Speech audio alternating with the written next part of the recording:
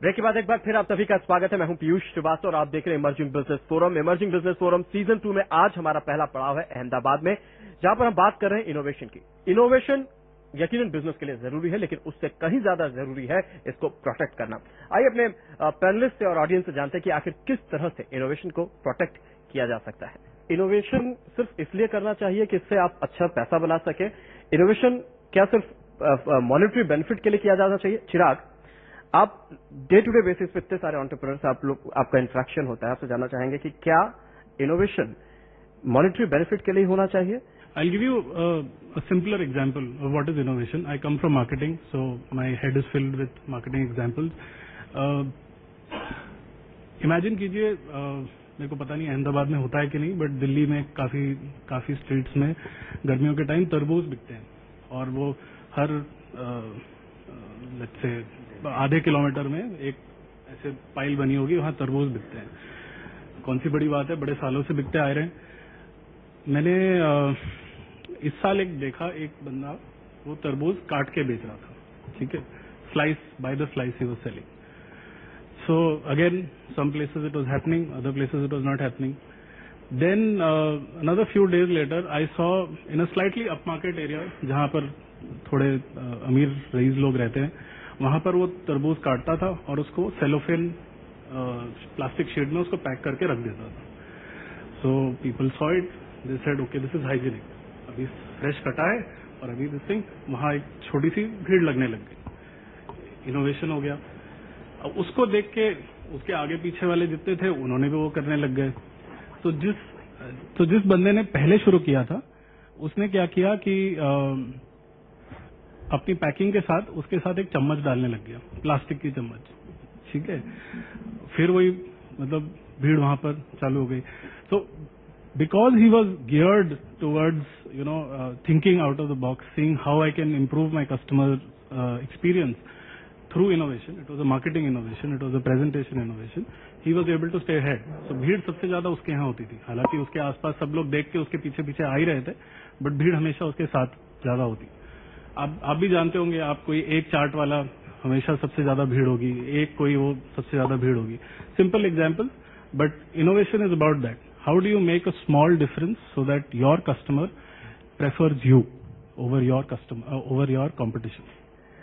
Mister Goenka, आपसे शुरुआत में करना चाहूंगा यहाँ पर कि एक ऐसा एग्जांपल आप इनोवेशन का, may be in terms of product, in terms of process, जो आप हमारे तमाम ऑडियंस के साथ शेयर करना चाहें। सबसे पहले जो मेरा पहला स्लोगन था कि हम वेस्ट से वेल्थ बनाते हैं, तो दो चीज होती है, एक तो प्रॉफिट का रहता है मोटिव, एक एनवायरमेंट इश्यू होते हैं, जो आप एनवायरमेंट, देश का एनवायरमेंट कितना साफ रख सकते हो, उसको सोचते हुए हम लोगों ने वेस्ट से वेल्थ वाला एक सॉल्यूशन निकाला है।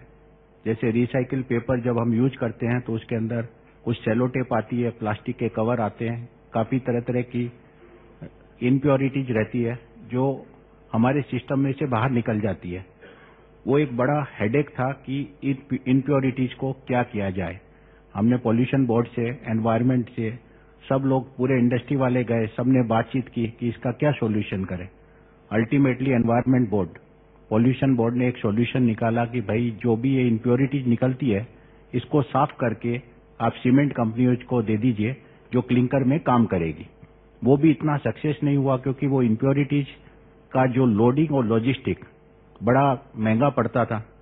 इसके बाद ये चैलेंज हुआ कि कंपनी चलानी है, कुछ इनोवेशन करना है, तो उसके लिए हम लोगों ने थोड़ा सा रिसर्च किया और उसके बाद एक प्रोडक्ट डेवलप किया जो प्लास्टिक शीट के रूप में एक 6 mm से लेके 12 mm की 8x4 की प्लास्टिक शीट बनाई, जो डायरेक्ट रिप्लेसमेंट, लकड़ी का डायरेक्ट रिप्लेसमेंट है।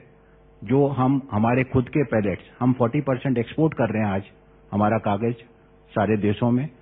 उनके अंदर जो पैलेट्स बनाते थे लकड़ी का, उसमें फंगस का प्रॉब्लम आता था, बेंडिंग का प्रॉब्लम आता था, गीली लकड़ी का प्रॉब्लम आता था। वो सारी प्रॉब्लम हमारी सॉल्व हो गई। वो सीटें आराम से पैलेट्स के रूप में बाहर जाने लगी। ये एक बहुत बड़ा इनोवेशन है।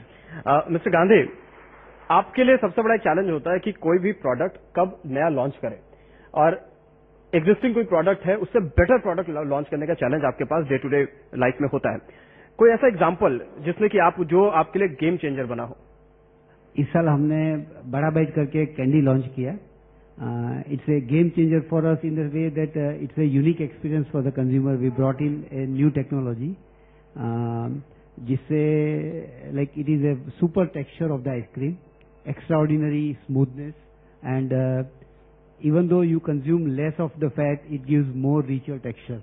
So that is the technology we just introduced this year. There are going to be with the same innovation things we are going to introduce in a different shapes also. So for us or for the industry, being one of the largest player in the country, we feel that this is a major era in the ice cream industry which has opened up in the country. Atul, लगातार आप तमाम लोगों को touch में, आपने एक बहुत अच्छा एग्जांपल हमारे साथ शेयर किया. ऐसा कोई और ऐसा एग्जांपल जिसने कि किसी पर्टिकुलर सेक्टर, किसी पर्टिकुलर इंडस्ट्री के लिए बिल्कुल गेम चेंजर का काम किया, नए ट्रेंड उन्होंने, नया एक पैरामीटर उन्होंने पे सेट किया? हर एक बार कोई ना कोई इनोवेशन की जब बात आती है तो प्रोडक्ट की बात आती है. मैं आपको एक एग्जांपल दूंगा कि जिसमें मास इनोवेशन हुआ है. आप सब जानते हैं कि सूरत डायमंड के कटिंग और पॉलिशिंग के लिए पूरे विश्व भर में सबसे बड़ा केंद्र है. करीबन 8-10 साल पहले सौराष्ट्र और नॉर्थ गुजरात और जो रूरल्स के जो किसान के जो बेटे थे, वो वहां एम्प्लॉयमेंट ज्यादा मिलती थी, तो वो लोग सब वहां पर पॉलिश कटिंग या उसके लेबर के तौर पर सूरत में सेटल हो गए थे. गुजरात गवर्नमेंट का एक ही डिसीजन हुआ कि 18,000 गांवों में 24 आवर्स अनइंटरप्टेड इलेक्ट्रिसिटी का जो डिसीजन आया और उसके बाद इलेक्ट्रिसिटी सप्लाई हुआ. मास इनोवेशन ऐसे हुआ कि जो गांव के लोग सूरत में जो डाइवर्ट हो गए थे, वो पूरे अपने गांव में आ गए. वहां उन्होंने एक मशीन डाल दी कटिंग और पॉलिशिंग की. वो वहां वो कटिंग पॉलिशिंग भी करने लगे. उनके जो फैमिली मेंबर्स थे उनको भी ये सिखा दिया कटिंग या पॉलिशिंग करने का, और एग्रीकल्चर में भी उनका इन्वॉल्वमेंट बढ़ गया. ना सिर्फ एंटरप्रेन्योर्स, गुजरात का हर एक जो आदमी है उसमें इनोवेशन और एंटरप्रेन्योरशिप वो दोनों क्या उसके ब्लड में ही है. जब उसको चांस मिलता है, तक मिलती है, तब वो इनिशिएटिव बाहर आ जाता है. वैसे इनोवेशन का एक देसी शब्द भी अब बन गया है, जुगाड़. बिजनेस को आगे बढ़ाने के लिए इनोवेशन ज्यादा जरूरी है. इनोवेशन किसी न किसी पॉइंट पे आकर करना पड़ता है.